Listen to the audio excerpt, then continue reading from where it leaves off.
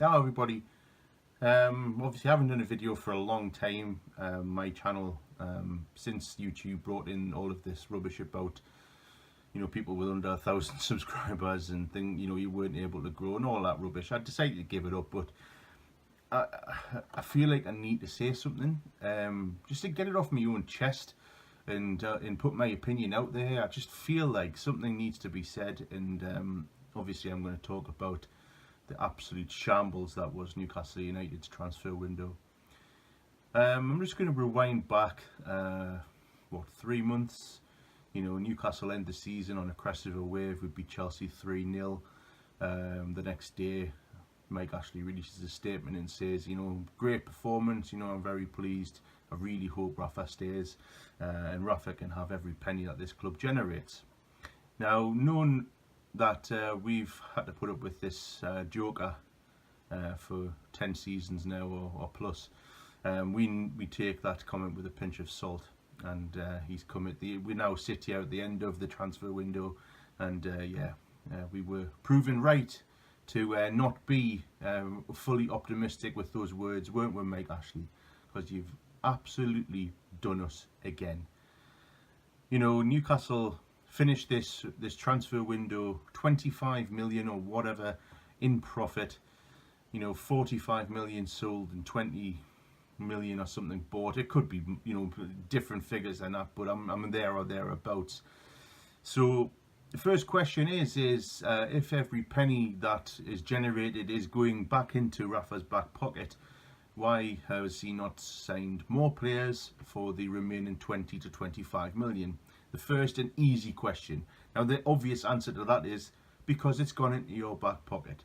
Just like everything else that we've made profit from in every window, it's gone into your back pocket. And I'm making this video just after the statement was released, which was apparently from Lee Charnley, Rafa Benitez and Jamal Lascelles as a team, in terms of they've all signed it, they've all given their permission for this to go out as a joint statement. And that joint statement reeks of just the club, not Rafa Benitez or Lascelles giving their opinion. And what's grossly annoying about it for me is how they slap themselves on the back by saying Steve Nixon, the recruitment manager, has been up all night and for months, and he's been working around the clock to get these transfers done. And I'm not disrespecting the transfers. I'm going to get onto that in a little bit. But that comment really ground on my gears, and I really found that to be pretty disrespectful to all of us Newcastle fans, because it's plain and obvious to see that there's something not right at the club if you are saying the manager's going to get every penny generated and you only give him half of it. The second point that really pissed me off in that statement from Charnley was we recognise that there should be more dialogue between the senior players and the owner. Now this is the second season in a row where the players have had a dispute because of the bonus situation at the club. Now why wasn't this sorted again months ago, weeks ago? Why does it have to go into the last week of the season, affect the preparation of the first game of the season, and it gets everybody up a height? Fans like myself are thinking, well, what's going to happen? First game, we are the second game of the new season on the TV on Saturday. What's going to happen? And yeah, it gets sorted, but that comment, yes, we know that more dialogue needs to take place with senior players and owner. Why don't you just do it? Why do you have to just... Why can't this be done months ago? I mean, like I say, this statement brings up more questions than it does answers as far as I'm concerned, but it doesn't even answer the main one, which everybody is wanting to know, is where's the money? The final point that I'd like to bring up about this statement is the comment about needing the fans to be on the side. When have we never been on the side of the... we've been through so much in this Mike Ashley era that we've never... we had sellouts in the Championship both times. Not going to say, second season, second time more so than the first, but we've had, sellouts. We've stuck by the club. Obviously, Rafa Benitez is obviously giving everyone a breath of fresh air. How dare you say stick by the club? We've never, ever not been with the club. We just feel massively let down. And now I'm finally going to get onto the subject about these transfers. Newcastle have brought 7 players in, and I'm not for 1 minute sitting here slagging any of the 7 players off. I just don't think it's enough. You know, I think the main, obviously, talking point is Salomon Rondon. Giving him the number 9 is obviously only natural, obviously, with Dwight Gale going the other direction.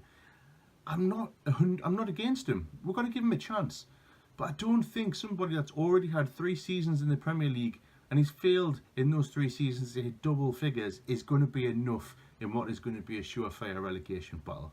We needed somebody who was going to get goals. Obviously, it's not a guarantee when you sign a striker, you're going to get goals, but we needed somebody. And I don't feel Rondon's the man, and I would like to be proven wrong. Mutu, the Japanese guy, I've not seen anything of him. I'm not, you know, will obviously give him a chance. I'm not really excited about the transfer because I don't see many of these small, lightweight players doing well in this league anymore. I feel like we needed something a bit more bullyish up front, but we'll see. Give him a chance. I'm really pleased with Ki Sung-young as the signing in the midfield because he's played with Shelby and it was a free. You know, Fernandez, obviously the defender, he's coming as cover because of Lejeune's injury.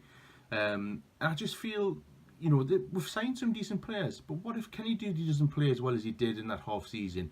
What if Dubravka's proven to be a half season wonder like Cisse was when he first signed? We're relying on those 2 players and having the same impact that they did, you know, towards the back end of last season. And what if it doesn't happen? Pessimism maybe, negativity maybe, but the question has to be asked. My final point of this video has to be toward Mike Ashley. Today he's come out and he's rescued House of Fraser with a 90 million buyout, and you have to wonder, are you just doing it on purpose, Mike? Are you just doing it on purpose to piss everybody off? Because you do not give a shit about this football club. You never have.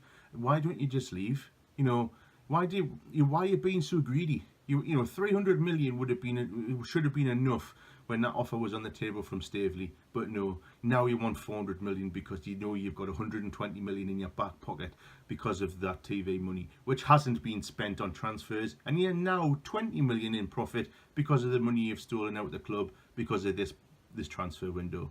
So where's the money, Mike? Where's the money? If that money is gone into the House of Fraser, then, you know, obviously we'll never find out. We'll never know because we never get told anything at this club, unfortunately. I just think, you know, you're an absolute shambles. You need to realise that this is it. You're a cancer. You need to leave the club as soon as you possibly can. If there's another bid from Steve, you just accept it, mate, because at the end of the day, you're just going to antagonise this beautiful football and fan base that Newcastle United have got. You do realise that if you ever, you know, there's too many people who will go to the game regardless, and they'll buy the shirts regardless, and you know, they won't have a bad word said about it. There's too many of those people at our club that would make too much a difference if people didn't go to the match. You know, these people would still spend the money, and that's fair play. That's their right. And you know, I love Newcastle. I always will. But you know, I used to have a season ticket. I gave it up, and I don't believe I would ever buy a season ticket while you're in charge. I'll never buy a shirt while you're in charge, and that upsets me as a fan, because I'd love to feel like I'd love to feel like one day there could be a light at the end of this tunnel, but there isn't. Until you leave, Newcastle United will never ever progress. Thanks for watching, guys. I'll see you later.